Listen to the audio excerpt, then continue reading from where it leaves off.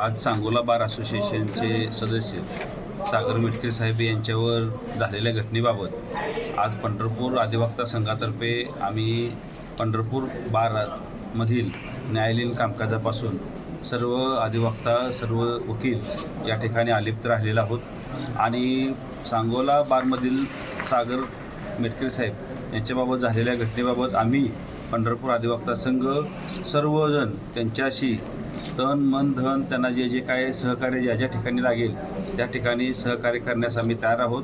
तसा पाठिंब्याचा आणि आज कामकाज बंदचा ठराव या ठिकाणी आम्ही सांगोला बार असोसिएशनचे अध्यक्ष बाबरसाहेब यांच्याकडे व सर्व सदस्याकडे ठिकाणी जे पोलीस अधिकारी आहेत यांच्याकडून जाणून बुजून जो काही त्रास दिला जातोय आणि वकील आहेत हे माहिती असूनसुद्धा त्यांच्यावर मारहाण आणि त्यांच्या प्रतिष्ठेला धक्का लावण्याचं काम पोलीस यंत्रणेकडून केलेलं आहे।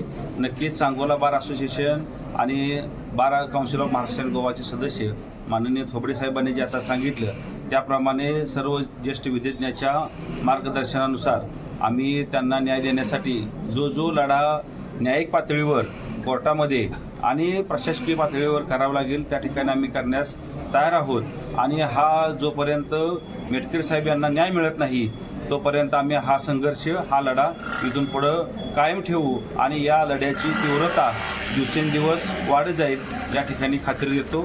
मी पंढरपूर बार असोसिएशन अध्यक्ष ॲडव्होकेट विकास भोसले। मी ॲडव्होकेट विशालदीप विजयसिंह बाबर, अध्यक्ष सांगोला विधिज्ञ संघ सांगोला।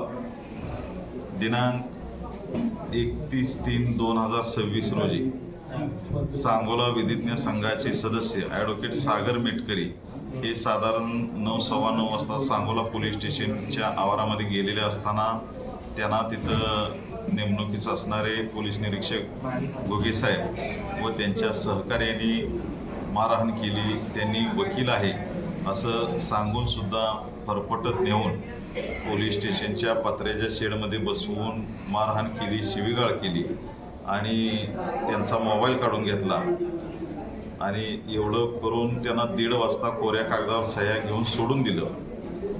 त्याबाबत त्यांनी 1 एप्रिलला सांगोला विधिज्ञ संघाकडे उशिरा अर्ज दिलता।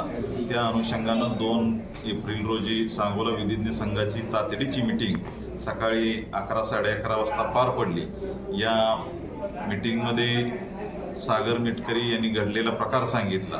त्यावर विधिज्ञ संघातील सर्व सदस्यांनी आपापली मतं व्यक्त केली।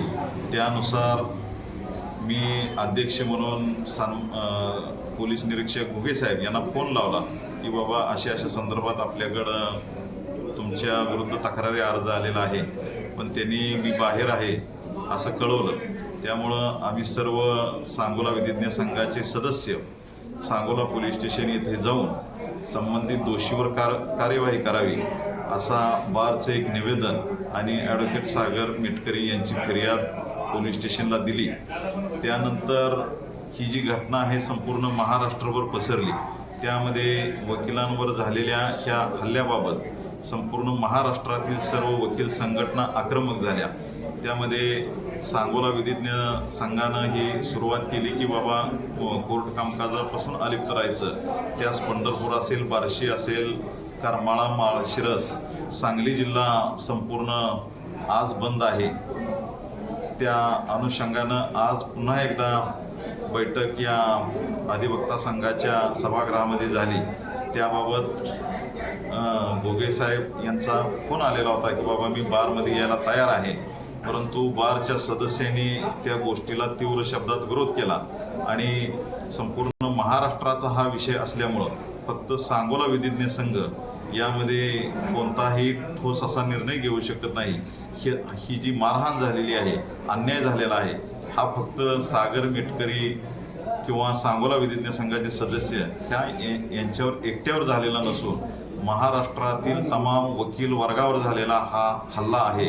त्यामुळं याबाबत ह्या पोलिसांनी जे केलेलं गैरकृत्य आहे त्याबाबत आपण ठामपणे त्यांचे पोलीस प्रमुख, जिल्हा पोलीस प्रमुख असतील, IG असतील किंवा हायकोर्ट असेल, पोलीस कंप्लेंट अथॉरिटी असेल, या ठिकाणी वेगवेगळ्या तक्रारी दाखल करण्याचा ठराव या सर्व सांगोला विधिज्ञ संघाच्या सदस्यांनी घेतला. या मीटिंगसाठी विशेष करून महाराष्ट्र अँड गोवा बार काउन्सिलचे अध्यक्ष ॲडव्होकेट मिलिंद थोबडे हेही हजर होते.